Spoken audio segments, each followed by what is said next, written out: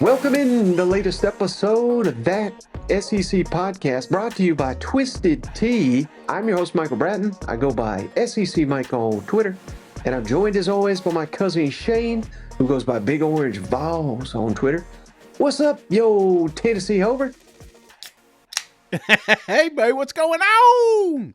Shane, I can't believe it, man. We sit here and we do this show over and over and over during this long off season. Yes.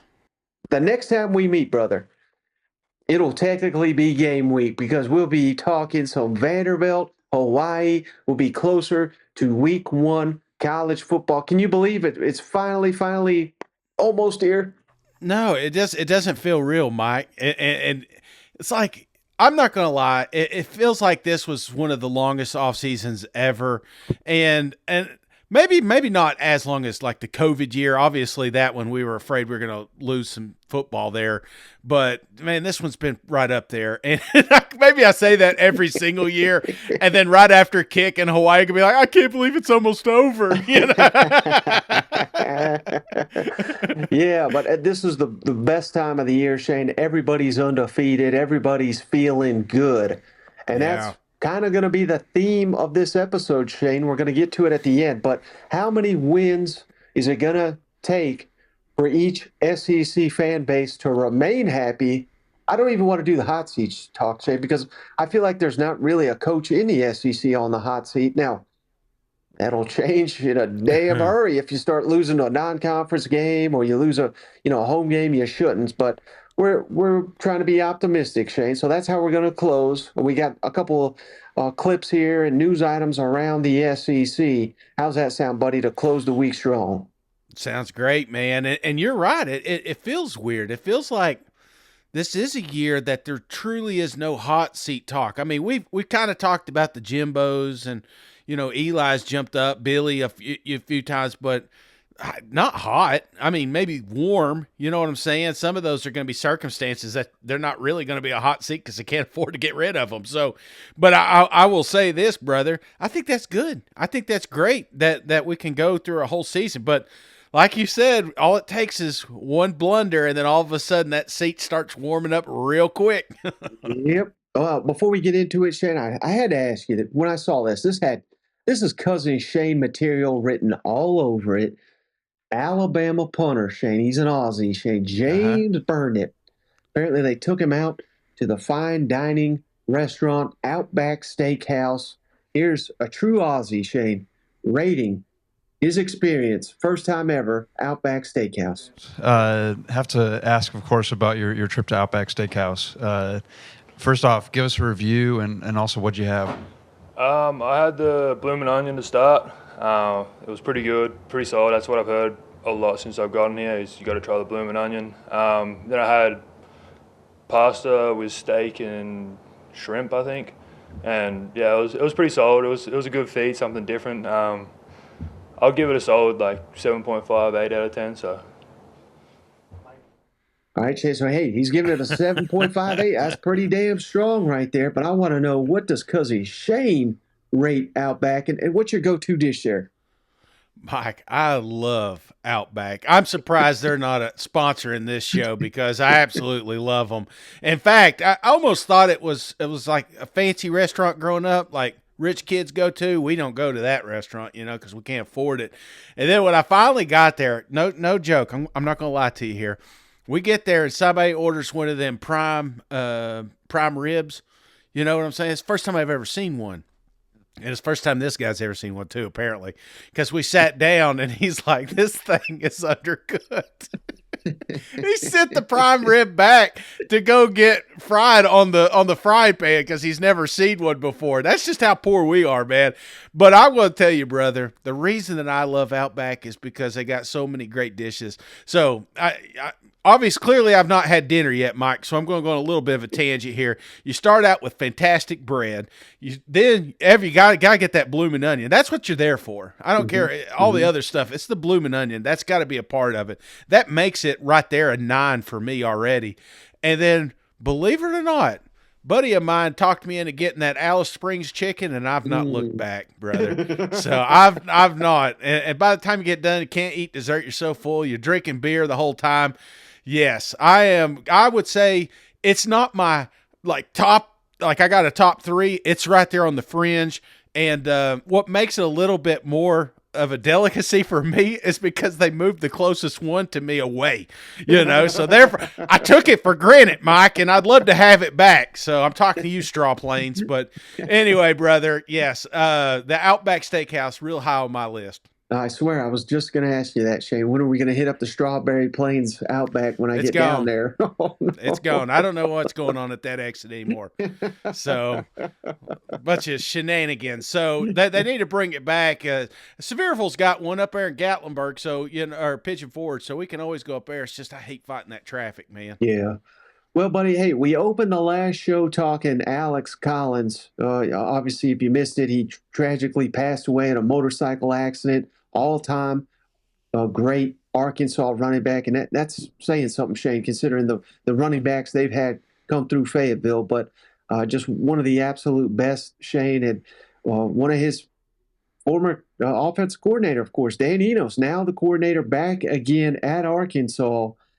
Just a little tribute here from Dan Enos on Alex Collins. Let's talk about how much influence Alex Collins had on the 2015 team, and just has he had much influence on your career as a whole? Sad news. Alex was a great player, obviously, but just a wonderful person, great character, smile on his face. You guys know you were around him, but practiced really hard, was a great teammate. Teammates loved him. Came to work every day, was super competitive. That's what I loved about him. He just, the bigger the moments, the year I was here with him, the better he played. Rushed for almost 1,600 yards that year, and just did a tremendous job as a player, but as a person, man, what a great young man. He was fun to be around, fun to coach, and it's just heartbreaking to have that. He had so much life left to live, and just a wonderful, beautiful person. And then, you read all the things that his teammates say about him, not just here, but his teammates in the National Football League and stuff as well. So obviously prayers to his family, and just a wonderful human being. All right, Shane. So, I mean, it's just kind of weird how life works. And now the coordinator for Arkansas, he was the coordinator during that Alex Collins run. So, I thought we should really play those comments from someone that knew Alex Collins really well. Yeah, and you're hearing stories like this all over the place, especially from Arkansas. And I mean, truly was a cool guy. I wish I could have met him, But the stories that I'm hearing from, it seems like he was always a down to earth. He loved that university, man. You know what I'm saying? And that's what I always think about when you think about those. Just those greats that come to university. Maybe they weren't a Heisman Trophy contender or anything like that. They were like ambassadors of your university. They were always promoting you when they had a shot, and that seems like that's what Alex Collins was. So, again, truly going to be missed. Great words from Enos here. Yeah, and one other thing from Dan Enos, Shane, to fire up the Arkansas fans during a downtime, obviously, but I thought it was interesting. You found this clip, buddy, so I got to give you credit, but sounds like the install process, Shane, is going better than expected, and this is part of the reason Sam Pittman brought in Dan Enos. Again, during this Alex Collins run, Sam Pittman was the offensive line coach, knows Dan Enos very well, bringing that back together, bringing it back to Fayetteville. Let's kick it over to Dan Enos one more time. You talk about that learning process. How quickly are your guys picking it up and that new system that they're in? It's been great. I got to be honest. We've had 9 practices, and we've had 7 install days, and this might be the first time in my career I didn't have to skip an install day because of overload, if you will. So that's been really encouraging. I think the guys did a tremendous job after spring all summer working on the stuff that they needed to work on. When they came into camp, they were kind of way ahead of schedule, to be honest. All right, Chase. So, I mean, this is exactly what everybody wants to hear when they have a new coordinator, particularly on the side of the ball that we all assume is going to be the stronger suit, the side of the ball that's going to have to carry the team potentially early in the season, if not the entire season. But, I mean, we've had a coach down there. I won't mention his name, Shane, but it was like year 2. He was like, "Yeah, we're about 70% installed. Not damn Yeah. Enos, baby. We're in camp. We are ahead of schedule. This is what you want to hear." This is exactly what you want to hear, and you could just tell from him. You can even tell from the defensive side the other day. This team's bought in, man. And you always worry about that when you get new coordinators, and usually you're just dealing with one coordinator, not two. And so there was this natural transition, but it really feels like these kids have bought in and they're eager to learn and ready to rock and roll. It sounds like. Mm-hmm. Well, next, Shane, let's kick it all down to Auburn, where the big news in the SEC on Thursday. Hugh Freeze has named Peyton Thorne, the Michigan State transfer, as the starting quarterback, beating out Robbie Ashford for that role heading into the season. And not much of a surprise, even though, the last scrimmage kind of had us second guessing. Robbie Ashford, is he coming up the charts? But prior to that, we really looked like Peyton Thorne was going to be the guy, and he was. So let's kick it over to Hugh Freeze, Shane, explaining the decision to go with the Michigan State transfer, Peyton Thorne. Coach, there's been reports today that you were going to announce a starting quarterback today in Peyton Thorne. Is that true? Do you want to announce I was going to. You guys seem to know everything before it happens, so I don't.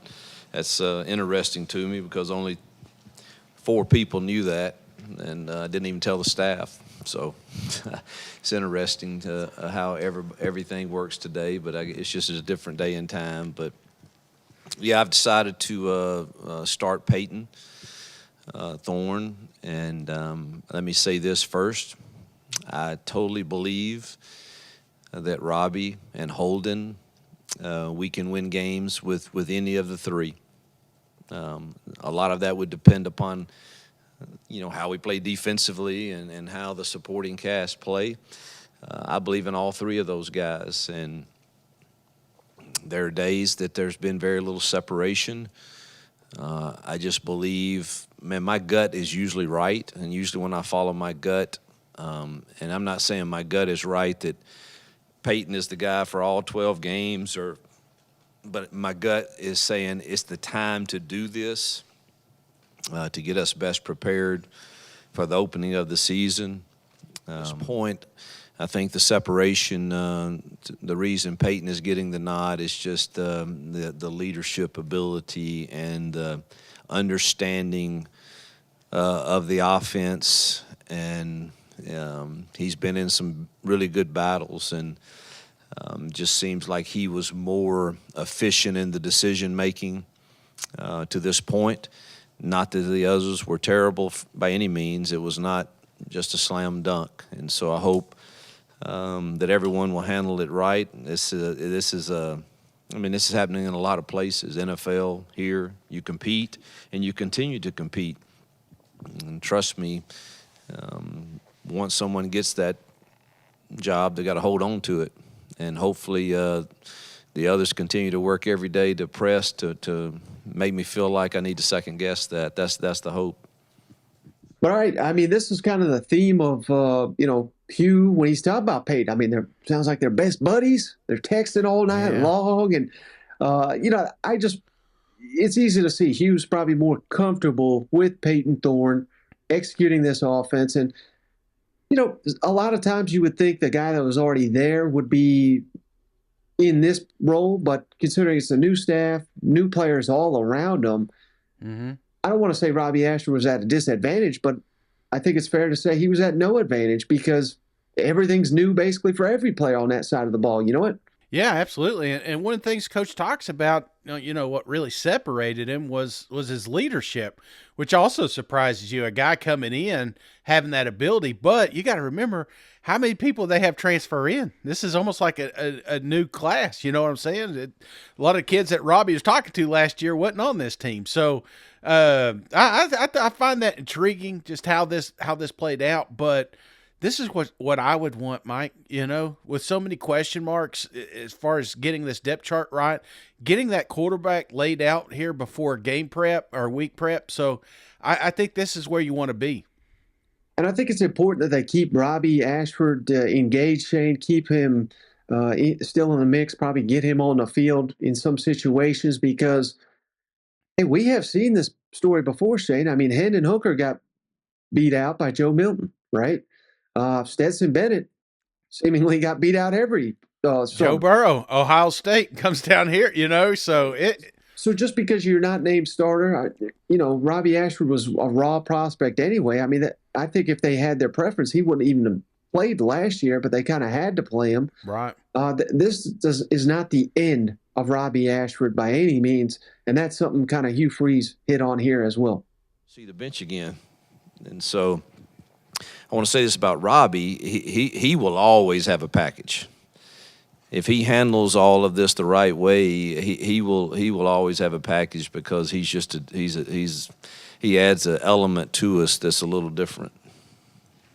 Based on these comments, I have to believe that Robbie Ashford's still going to play a role in this offense this fall, don't you think? Yeah, absolutely. I mean, Robbie, it's easy for you and me to say, well, this is what he needs to do or this is what he should do. Obviously he's got to do what's right for him, but I think it shows more character if you just hang in there. You know what I'm saying? And learn from Thorne, learn from Hugh Freeze and just bide your time because you never know. This is going to be a tough season, Auburn fans. I mean, to say you're going to come out here and go 12-0, it ain't going to happen. And there may be some ups and downs and give you an opportunity to come out there and show what you got. So I have full confidence that Hugh is going to give that message to Robbie, and I think Robbie will stick around. And if he does so, man, he may be better for it. Mm-hmm. All right, Shane, next let's get on down to Kentucky, where, again, this was another Shane nugget. I was busy, Mike. Yeah, you just took the day off, and I've been out here looking. But I love these ones, Shane, from J.Q. Hardaway, the Cincinnati, I believe, transfer for Kentucky at corner, was one of the top defensive back corner prospects in the entire portal when they got him. And just the fact that Liam Cohen, how his fingerprints are all over this offense and what this is doing to help the defense prepare and really these outstanding receivers, Barian Brown, Dane Key, Davian Robson, Shamar Porter, throw him into the mix as well, really challenging the defensive backs there at Kentucky during camp. He still has some coaching up to do, certain just things to be critiqued, but yeah, he was very pleased on our tackling. Is the intensity level different here from where you come from? I would say football is football, but the speed and the receiver group we have is definitely different, man. I'm coming every day to compete against Barian Brown and Dane Key, so it's a challenge. Every day I get up to bed, I'm excited to compete against the best. That's what I came here for. What do you feel like the defense has done on just making the job tough for Devin and the offense? I think we did a really good job, but I also feel like the offense, that goes for the offense too. Like a lot of the formation Coach Cohen gets and like a lot of the route concepts, man, I feel like when we play another team, we're going to be very prepared because they're giving us crazy looks. So. All right, Shay. I mean, it seems like different episode. We're saying, who's the best receiving core in the SEC? We change our mind just about every show here. But, based on these comments, we already have Kentucky in the mix, but the answer could be Kentucky. You know what? Absolutely. I mean, I hate saying that. I'm not going to say it again. Iron sharpens iron, Mike, and sometimes when you're not going against an elite offense, I think the defense gets a little lax. They get a little comfortable, especially here in fall camp. And sometimes it takes a punch in the mouth to realize, hey, we still got some work to do. We're not there yet. So, yeah, these boys are giving that defense a run for their money. And this is a good defense. Kentucky's going to have one of the top defenses in the SEC. And they're going to be better because of what Cohen and company are doing on that side of the ball. Now, they're going to need some help at linebacker, though, Shay. I mean, they got some quality options, but they lost a couple of 6-year guys who have just finally exhausted their eligibility up there in Lexington. And one of the names to know, Shane, Keaton Wade, former stud prospect here. Here's defensive coordinator Brad White talking the emergence of Keaton Wade during training camp. Keaton got his feet wet last season, made some good plays for you. What have you seen from him kind of taking that next step between that first and second year? Keaton and I have had a lot of talks about this being a big jump here because he is a guy that can be a dominant player. For him, and we always talk about, all right, what does it take, right? We've talked about all these other players. What does it take to get them? For him, he's a very easygoing young man. He's very level-headed. He's even keel, not too high, not too low, and that's what you want, from guys. But at the same time, you need, within a play, you need little spikes, and he'll have plays that he just stays even keel. It's like, no, like, this is a play that I need you to amp up. Like, it's okay to get angry or to get mad, and when he has those moments, I try to encourage him, like, that's okay. Like, I want you to get all the way up to the line. Well, Shane, this is exactly what you want to be hearing about your young players. And again, we've hit on it on a recent episode. I mean, nobody in the SEC in recent history develops better than Kentucky. And this is just the latest example where, sometimes you sign a 4-star, you want them to come in right away, be a stud. That's just not always realistic, particularly in this league. At Kentucky, it's year 2, it's year 3.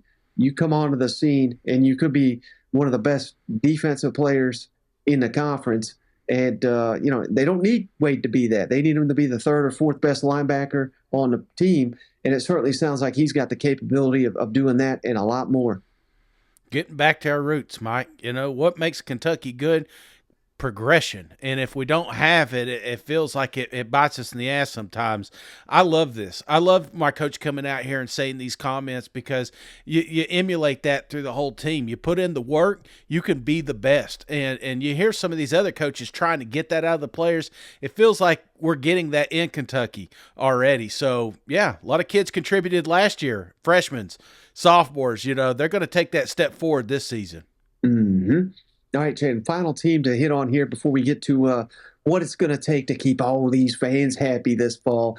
Let's kick it all down to Oxford. Another Shane dime here. I appreciate you, Shane, working overtime. But Lane Kiffin has not had great depth at tight end. And, he loves to utilize the tight end, Shane. I mean, he did it at Bama and FAU. He had he had a guy at the NFL that he coached at FAU at that tight end position. Yeah. His first year at Ole Miss, they had Kenny Yeboah, was a transfer from Temple, I think, who was on no NFL radar. Now he's in the NFL. He had a big 2020 season, and remember that was the COVID year, so barely had time to get him into the playbook. But yet we've been missing that, Shane, and we thought that was going to be Michael Trigg. Last season, he didn't quite live up to the expectations. I hear, his commitment to what it takes to be great, not always there. Well, what do? You bring in another transfer, Caden Prieskorn from Memphis, who's already been named a team captain. He's going to push Trigg. They got redshirt sophomore Hudson Wolf. That was a coveted guy that Tennessee, he was committed to Tennessee at one point. Kyron Heath and Javante Connor, they've got some depth at the tight end position. And that's something that Lane Kiffin noted here on Thursday. Mention the depth of the tight end room, just kind of your assessment of Hudson Wolf and how he's done from the injury he's been coming back from. Yeah, I think JDB's really restructured this room really well. This has been an issue since we've been here. When we got here you guys have seen where we played a game without one last year, and to now have quality competition really deep. 4 or 5 guys in there that are doing things. So it's been really good. It's really refreshing, and that's our goal. If you want a good team, you got to break it down smaller and say, okay, you got to really improve each position group. And so if our whole team had improved in the last few years, like our tight end group, we'd be a really special personnel team. So that's our goal, and we've seen those changes in some spots like tight end, like quarterback.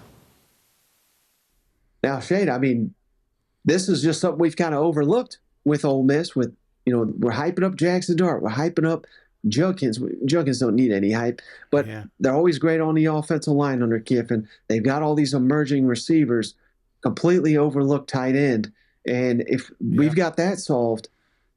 I mean, buddy, this is why I'm so high on Ole Miss, Shane. I mean, I think they could have one of the best, if not the best, offense in the SEC if all these players emerge. There is no better. I mean, I think Josh Heupel, Lane Kiffin, I think they're 1A, 1B when it comes to play calling. So I don't know that there's anyone better than Lane Kiffin. If he's got the right pieces to work with, Ole Miss is in for a great season.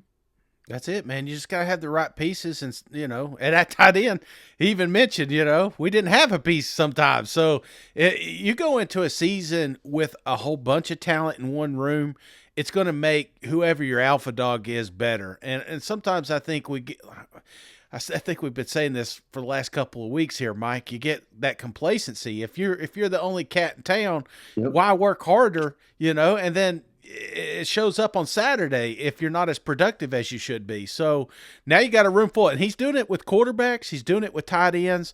Lane wasn't too happy about a lot of stuff during this press conference, but he did mention defense, and he loves them tight ends. So, hey, I know them Ole Miss fans are happy with that.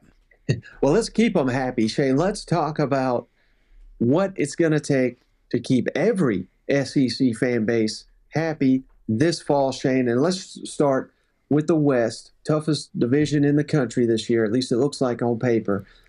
Alabama, what's it going to take win-wise to keep them fans happy? And you can go any direction you want on this, Shane. You could even say national championship, SEC. I mean, the standard, that is the gold standard, even though Georgia has won back-to-back national championships. But, I mean, I think short of I almost want to say 12-0, man. Yeah. So you think that's – yeah, I mean, I think that is kind of fair at this point in time with so many home games, critical games at home. I don't think 11-1's keeping many Alabama fans happy. I think they'll be okay with 11-1, maybe not deep down inside, long as they get an opportunity to get into a college football playoff. I think that's the big one, Mike, being left out. Yeah. Watching those four teams and one of them went in the Crimson Tide, I think that was the toughest pill to swallow last year. But also losing those games, those close games, we all know them, LSU and Tennessee, those are pivotal matchups that Nick Saban's not used to losing. So, Mike, you get on these boys. The decade dysfunction's kicking off here, but they're not ready. They're not ready to admit that. They're ready to stay relevant and compete for SEC championship. So I think you got to go 12-0, Mike, or they're not going to be. They're not going to be happy. And that sounds crazy, and it's a tough schedule. I get it, but that's where the expectations are when you got Nick Saban as a coach. Right. Well, how about Arkansas, Shane? They got 4 very winnable non-conference games. They probably should win. So, the fans are not going to accept any losses there. So we're already up to 4. Yeah. It's a gauntlet in the middle of the schedule there at LSU, A&M, at Ole Miss, at Alabama. I don't know who the hell gave them that, but getting 2 out of there is going to keep most fans happy. So, yeah. I'm thinking to keep Arkansas fans happy, Shane. Not that this is the bar or anything, but I think it's going to take 8 wins to keep Arkansas fans happy. Yeah, I was thinking the same, 8 to 9, because they're doing this, and every team does this right now. You start getting, that gut feeling that, hey, this may be the year. You see a video from we got props to our media guy the other day from he's doing a hell of a job, brother, and he's putting these tapes out, and everybody's like, well, look at this, man. Now we got a tight end, check, our receivers look good, defense keeps getting better. By the time kickoff, they're expecting the steel curtain up front, it sounds like, Mike. So the expectations keep going up and up and up, and I think that's what's you got to be careful, because again, you got a gauntlet. You're going through the West, so I'm going 8-9 wins. I'm leading maybe even 9 wins, Mike, by the time this kickoff comes around, because it's time. You're looking at Sam. He's had some time to get some classes in here, and he's coming out with that confidence. So I'm going to go 9. They got to get 9, or they're not going to be happy. Yeah. Yeah, you're probably right, Shane. You got Texas. Think about it. It's going to come to Texas A&M, LSU, Alabama. Who else would Miss. Maybe Ole Miss? Those 4. So maybe Mississippi State, Missouri. You got 5-6 games in there that are going to be tough. But there's really 3 that are circled. Like, okay, if we lose this one, don't want to, but we have before. I can hear all our Missouri fans, Shane, they're typing right now. You son of a bitch. We never lose to Arkansas. I mean, we're just completely overlooking that one. It is a home game for Arkansas. I did mention Mizzou there. Oh, on the tele. I think when you talk to an Arkansas fan, though, right. They're, oh my God, they can't believe they never lost to them. They can't believe Missouri's even a state, Mike. You know what I'm saying? Like, short of Branson, who the hell's going there? That's what they're saying. So, no, that's where Arkansas is at. But again, when they're looking at it, they're looking at the Texas A&M, they're looking at LSU, they're looking at Bama, they're looking at those three. If we could win one of those, or if we could win two of those, that's where they're at. They're not acknowledging the Mississippi States, the Ole Misses, and the Arkansas. Those are tough games, and sometimes and many times have bit them in the ass. So I'm not saying they're out of the woods here, but I think that's where we're at as a fan base is like 9. 9's where we got to be. How about Auburn, Shane? I mean, this is a tricky one because, I mean, you're hearing some fans saying, by God, can we win 10? Can we do it this year? And I'm saying, whoa, pump the brakes a little bit here. I get it. We're excited. The future is bright under Hugh Freeze. I would have said 6, Shane, just making a bowl game. I would have said 6 all off season leading up to probably media days, but I don't think that's going to cut it to keep people happy, Shane. I think they got to win 7 to keep people over the moon like they are, and they're going to be, truthfully, gun to their head, they're probably going to tell you they want 8, but I think we got to be a little bit realistic year one. I think 7-5 is a good start. Maybe get an 8th win in a bowl game, but what's your thoughts on that? Yeah, it's a good point, Mike. And Auburn fans are back in. They're all in. And they should be. Yeah, I get it. And they're pumped up about the quarterback race. I think they've crowned Thorne. They're all in. They're selling jerseys right now. This kid's making a fortune. But the problem is we got to be realistic, like you said. To just say that they could just flip the switch and all of a sudden become an 8-win team, if you're being honest with yourself, I think they're happy with 7 as long as those 7 are sexy. And by sexy, I mean some blowouts in there. You know what I'm saying? Little glimpses of the future, not close games. When you're looking at UMass and Sanford and, those got to be 40, 50-point games, and maybe sneak up on an Ole Miss or an Alabama or Texas A&M, one of these guys. I think they're looking, if they could get one of those and 7 wins, I think they'll be happy. Yeah, I do too. All right, how about LSU, buddy? Just won the West. I think right now to keep that fan base happy, Shane, I think it's 11. I don't think any LSU fan demands to beat Alabama in Tuscaloosa, so I think they'd give them a pass on that. But if they lose to Florida State in the opener, again, we don't think they will. But should they do that, I think the expectation, they'd be like, well, you better win out now, Kelly, you know what I mean? So I think 11, I think that's probably the number for LSU fans. Oh, I agree. I agree with you here. This is a team that went to an SEC championship expecting to do that again, to be one of those teams that's brought up when you're talking about college football playoffs. To do that, you can't lose 2 games. You can lose 1 and still get in there, but you can't lose 2. So, yeah, I'm right there with you. I think LSU, they've got Alabama circled as the only game that is a toss-up. You know what I'm saying? And if they lose that one, they're like, well, we're still in the playoffs. But if we win it like we think we will, like we did last year, then we'll be in great shape. So, yeah, I'm with you here, brother. The pressure's on, and it's crazy, year 2, but they're looking at, they're like, hey, we got a Heisman quarterback. We got the best receiver in the game. Our defense is legit, We got all our boys back. So, yeah, they're reading the clippings just like you and me, and they're pumped up. Now, how about Ole Miss, Shane? Tricky schedule. You get Georgia out of the East, and it's even on the road. You get Bama on the road, LSU right after Bama, Arkansas at Auburn. That's a brutal stretch, but won 8 games last year. We're kind of disappointed with that. And I realize some incredibly difficult games here. You lost the Egg Bowl as well. I think the expectation, fair or not, I mean, I think he's paid, $10 million now, Lane Kiffin is. We got to win the games we're supposed to, and we got to win 1 or 2 we got to upset somebody. So I'm going 9. I think it's going to take 9 wins to keep the vast majority of Ole Miss fans happy, and I don't think that's too unrealistic. Do you? I don't. 9's tough, Mike. I think, knowing how, because they've had some dark days too. You know what I'm saying? Went too long ago, an offensive line was your coach. You know what I'm saying? So no offense, I love the kid. But I think as a Rebel fan, 8 is anything less than 8 is we're panicking a little bit. Because, like you said, we're expecting progression. I'm going to lower it just a little bit. I'm going to say 8. Okay. But 9 is one that they've got their progress. That's what they want to see here.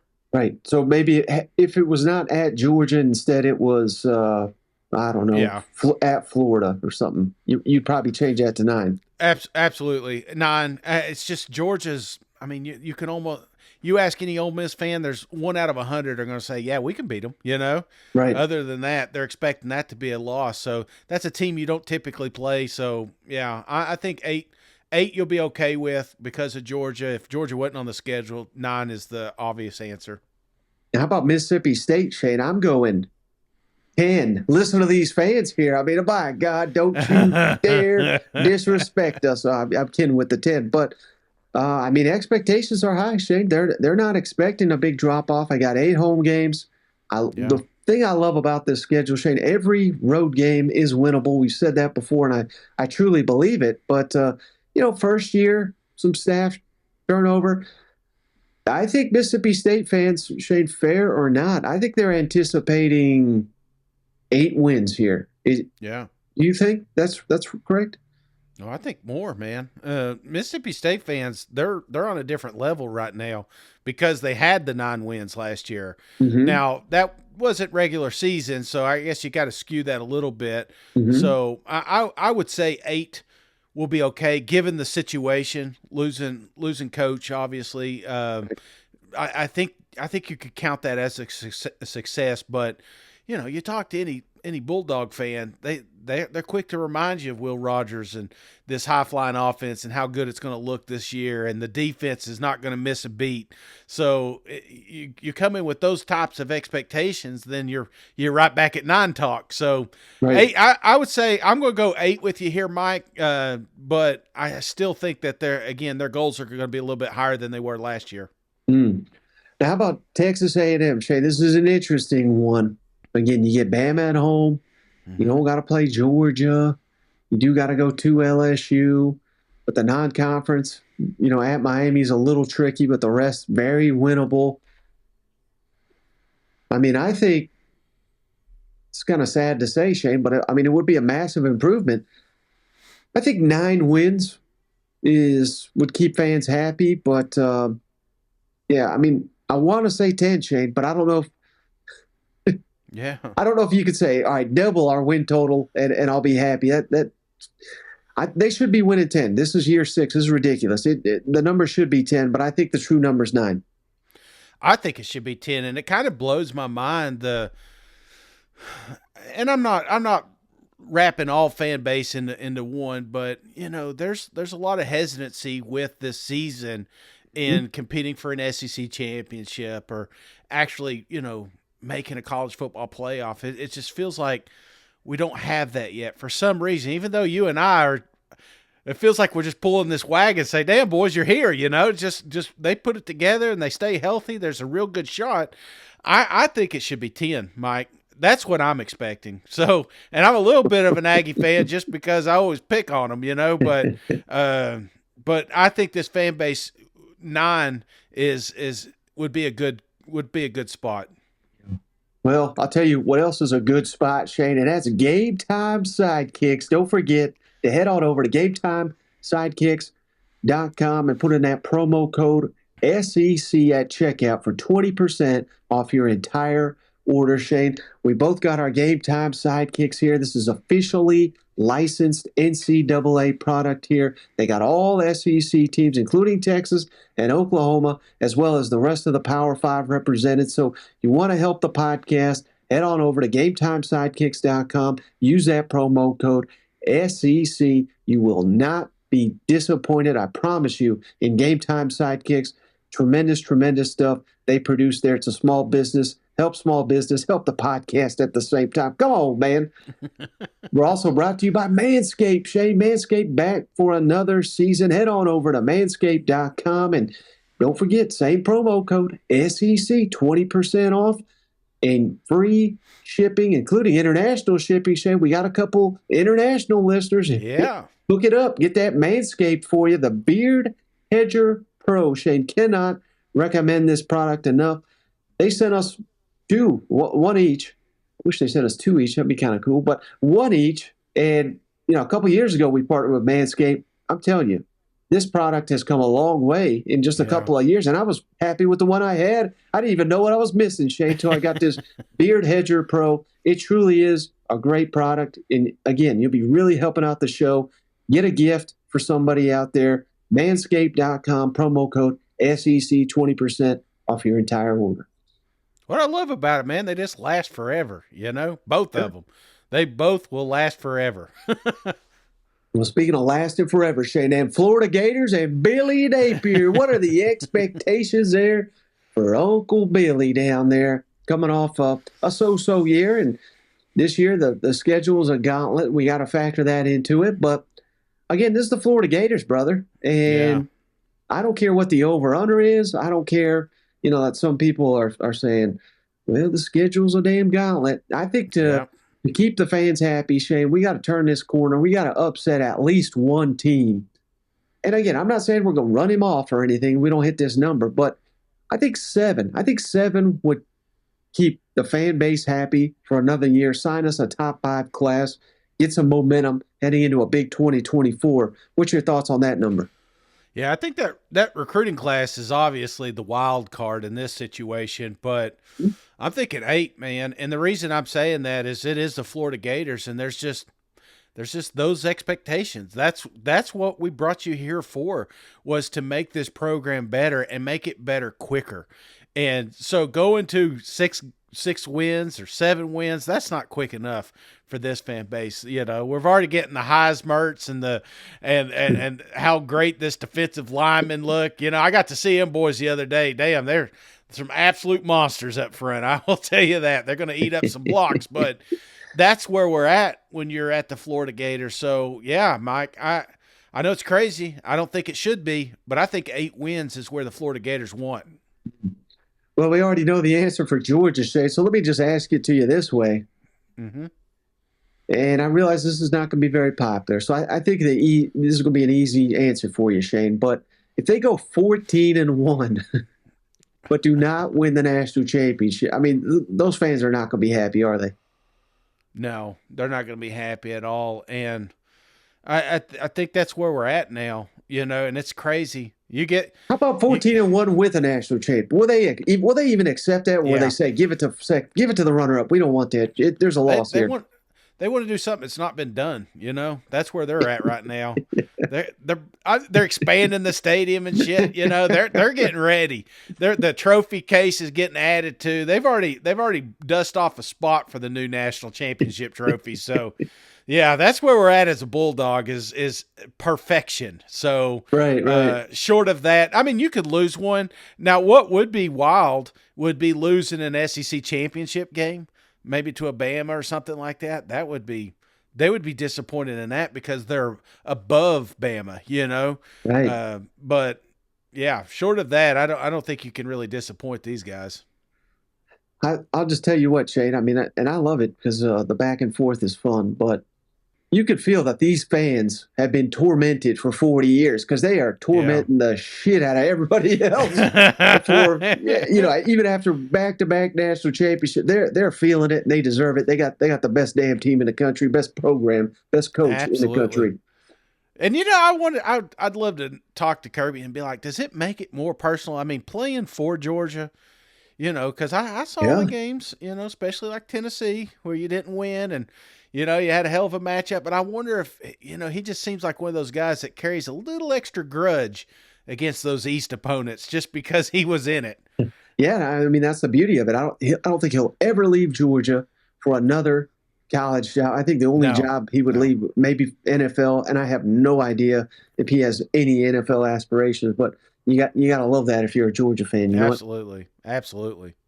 All right, how about Kentucky, Shane? Interesting one here. I mean, hell, we've won 10 games, 2 out of the last 5 years. Could be 3 out of the last 6.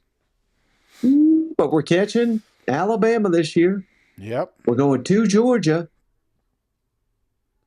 10. I mean, this, Mike. This is cheating a little bit here, Shane, but I'll go 9 as long as they beat them Vols. That's the one. You got to circle it. I mean, hell, I almost think 2 and 10 will be fine as long as they beat them Vols, but that's one they've got to get out from under. So I'm going 9, but I could see 10.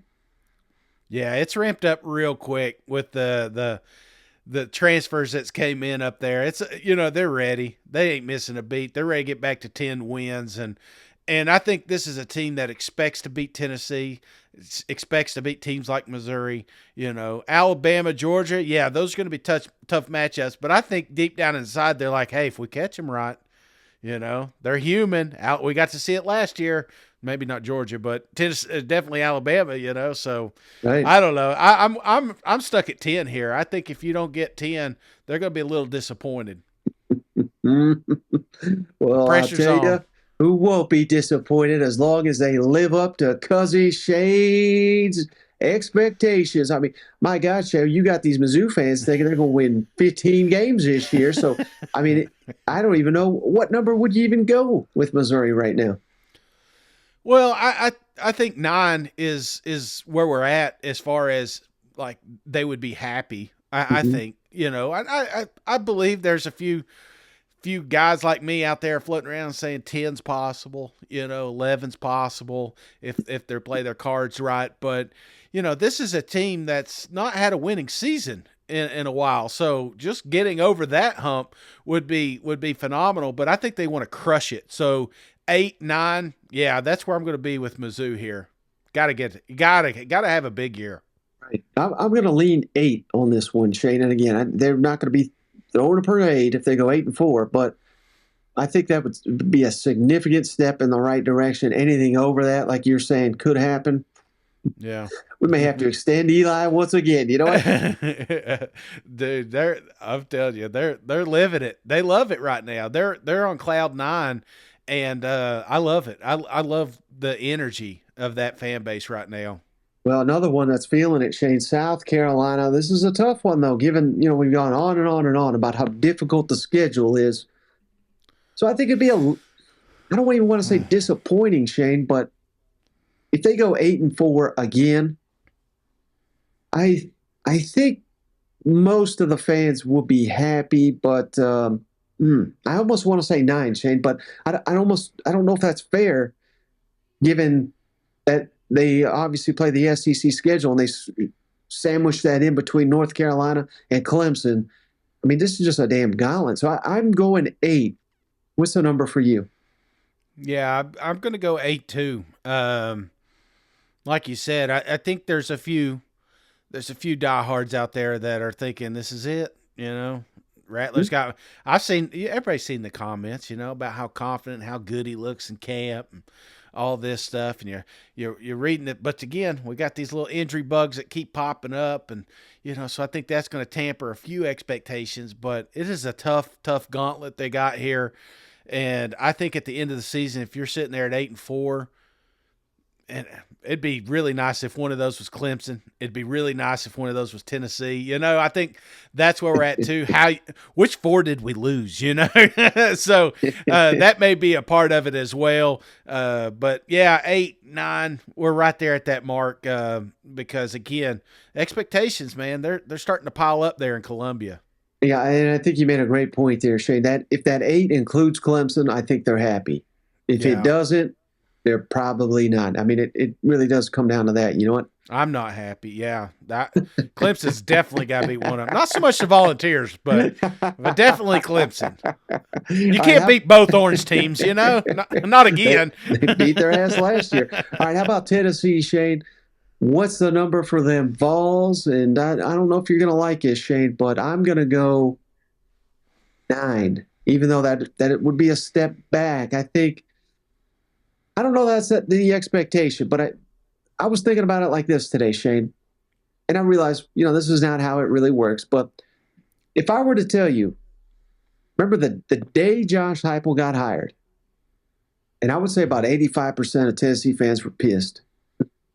If I could fast forward and say year 3, you're winning in the swamp, you're winning 9 games, I think 100% of the fan base would have accepted that. I don't think 100% would accept it next year, but I don't know. What's your thoughts on that? 9 wins, as long as one of them's Florida on the road. Yeah, I mean, problem is, Mike, last year, you can't just go from 11 wins and say, you know what, you're gonna be good with 9. No, we ain't gonna be good with 9. Well, they could get to 10 with the bowl game. I mean, Well, but I'm thinking 11 again. Maybe with the bowl game. Yeah. It's just for a Tennessee fan. I think you're looking at Georgia and Alabama. Mm-hmm. Texas A&M maybe. Yep. Kentucky maybe. Missouri maybe. But really, I'm South looking Carolina? for.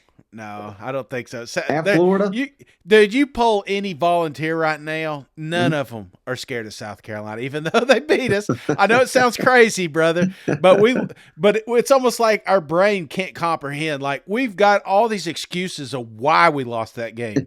It wasn't because of them. It was because we didn't want to play, or something like that. That's just kind of the mentality a volunteer base has. I guarantee it. Just poll them. That's what they're going to say. But South Carolina's going to say the exact same thing. That's why that game's going to be so fun. So, but I think as a volunteer fan, you don't want to take a step back because we're thinking we've arrived, Mike. And if you've arrived, then you're competing every year for a championship. You're competing every year for one of the 4 spots in the college football playoffs. You can't do that with 9. You can do that with 10. So I think short of now, don't get me wrong. When we get to 9, how did we lose the 3? Right, I think that's going to be a thing too, because, years past, Tennessee would get blown out by Alabama or blown out by Georgia. If we lost to Alabama by 5, or we lost to Georgia by 11, or, Texas A&M upset us with a field goal or something like that, I think we can justify it. You just can't get blown out like you did against South Carolina and like you did against Georgia. Mm-hmm. All right, Shay. So last but not least, Vanderbilt. So this is another tough one, Shay. Just won 5 games. Would 5 games do it again? I think the number is 6 for them Commodores. How about you? Yeah, I think it's bowl time. You know what I'm saying? I think that's where we're at with Vandy. And, again, these gaps. Even if you lose 6, we just can't. We're tired of losing by multiple touchdowns. This thing's got to be closer. So I think even some of these ball games that they do lose, they'll be upset if they're by 30, 40 points, Yeah. Well, buddy, I'm tired of talking about it. I want to see it on the field, and we're going to be seeing it before you can believe it, brother. You know what? And we're going to be doing it in person. I cannot wait for the season, and technically, by the next time we meet, it will be game week. You ever do a show and then right at the end, you're just like, damn, I shouldn't have talked so much about that, because I know I'm going to hear it tomorrow. I can hear them Gamecocks now. They can't wait to. I know the score last year, because every time I say anything about South Carolina, I'm reminded by about 40 messages of what the score was last year. But I'm just telling you, as a Vol fan, that's how they. See, I'm already, we'll move on. It's coming. It's coming, baby. Hey, it's coming. Ain't that right? Dude, that pumps me up. Next Saturday, we're going to have football. It's going to be freaking awesome. One thing, Mike, I want to remind the listeners, don't forget, we're going live Sunday, 4 o'clock. Set your timers. We're going to be on YouTube, Facebook, Twitters, all the social medias will have it. Get on there, interact. You can tell me how stupid I am for thinking that Tennessee's just going to smoke South Carolina this year. But hey, I'm looking forward to it. Yeah, absolutely. Well, brother, I appreciate you. As always, I appreciate all the cousins out there. We'll catch you on the next one. All right. See you guys. Go Vols.